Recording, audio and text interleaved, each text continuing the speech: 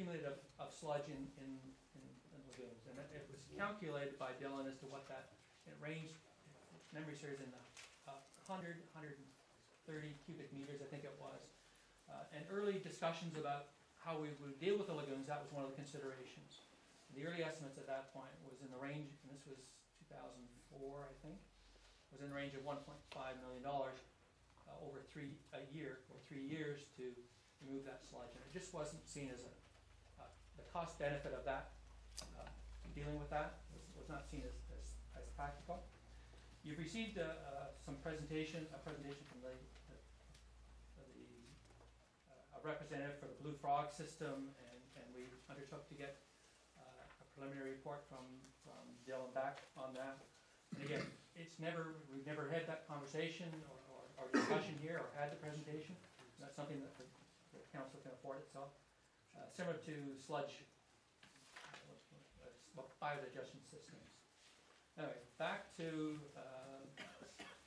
the financial report.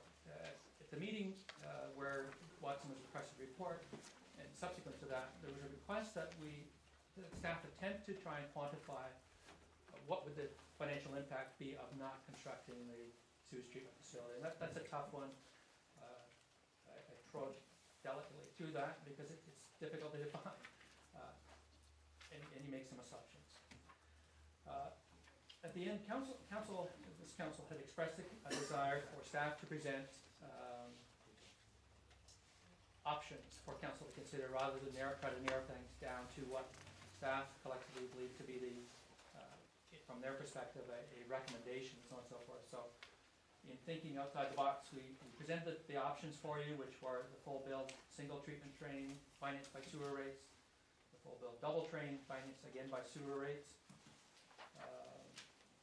And then option 3, in the discussions with Gary Scanlon of Watson and our solicitor about financing options, we recognized that there were several options that council does have that weren't pursued. I presented some of them to our board reps on the tri-municipal committee, but it basically got that it was premature. It shouldn't be presented to the ad hoc committee as an option either at this point in time, until the committee had a chance to.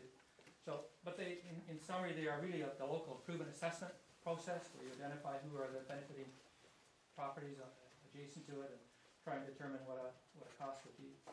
A deferred benefit is something that applies to a catchment area, similar to what zones 3 and 4 were. This was the original kind of concept area, the catchment area for the treatment facility, and it's been done in the past as it was with in Grand Bend. They extended their system into the old Southcott area of Grand Bend, and gave owners the opportunity to pay a deferred benefit charge that gave them a right of access to, I believe, the sewage treatment, the lagoons, and access to a pump station at the same time. And so they paid that, and it secured them access to that. They were currently on septic systems, and could, if they opted to opt into the collection system, they had already prepaid for their right to capacity and so on and so forth. So that approach is something that is still on the table for council. And lastly was a charge through taxes, similar to what we've done with other major infrastructures such as the shores and the beach enhancement and so on and so forth. Projects that have a broader sort of a broader benefit than simply treatment of individual existing sewage systems. This is a departure from our philosophy. Our philosophy, I think, which began in 2005, before that, when legislation was being contemplated, but had not really been developed by the province to put municipalities on a full funding or life cycle replacement strategy for their systems. The legislation, the question was asked where the authority comes to. The legislation was passed, as the solicitor indicated to you, to implement the recommendations of the Walkerton Inquiry, and it applies to water rates only at this time. The legislation in its form makes reference to wastewater systems, but at this time you have a window of opportunity to explore that approach. So it's presented to council simply for its information. And I did have Janet run a scenario of what the impact of offloading that on taxes would be.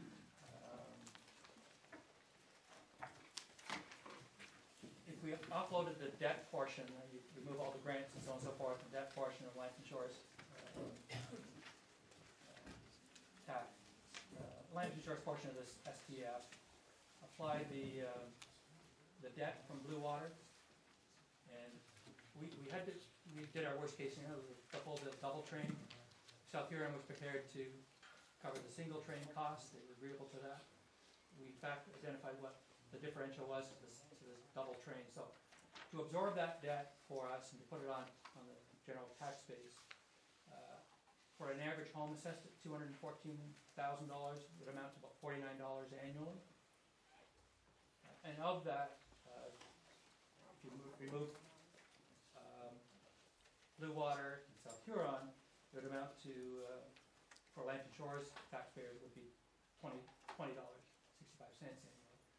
Now, I simply mentioned that. I have copies if council wanted to pursue it. The issue for staff was really to present those options for council, get council to verify or make a request, for example, of pursue this, yeah, I would like more information on this, or a combination of those.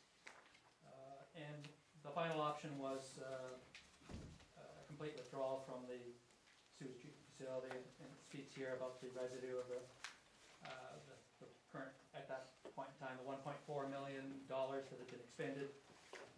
The $715,000 of that is grant, and so that would have to be picked up by us as an opting out cost, I guess, to the partnership. Want a break? Rude. Well, I mean, I don't, is it all right to ask a question at this stage? I believe so. I guess, or not, well, not so much a question, it's just the fact that this option 3, I mean, we've all put ourselves into kind of a catch-22 situation. We've never been able to get this information to the table. We've never been able to say to staff, please run the numbers. We've never been able to have the treasurer come and review what these are. And of course, we haven't even had a chance to look at the sewer rates for option A and option B. But I know when we've been looking at all of these various options for funding, our big issue was the concern that we have for those of our ratepayers who would be funding this through the sewer rates. And so I mean that this is a departure from what our policy and our practice is. However, it's still, we could still do this by the legislation. We aren't mandated to cover all of our sewer costs through the sewer rates yet. We know it's coming, we know it's there. That's why in 2003, Lampton Shores agreed to move forward and put everything on the sewer rates. But I guess when our tri-municipal reps have said, no, we can't talk about this yet because the ad hoc committee hasn't reported, but the ad hoc committee isn't reporting. And so here we are in la-la land, and we don't get a chance to talk about concrete numbers that could possibly make a real difference here. We haven't looked at the deferred benefit issue, and we haven't looked at these numbers, and I'm assuming it's just preliminary because I would expect that staff haven't put a whole lot of time and effort into a lot of detail on this, given where we're at, because it could be simply a waste of time. But I think it's important that Janet can take us through some of through these scenarios. And I don't know how much, I don't know how far you got, because we haven't had a chance to sit around this table, ask you those questions, or even talk about it. Janet got back to work last From, Tuesday. okay. So that was only when she came back, giving me a chance to catch up. I asked her for these numbers yesterday, I think.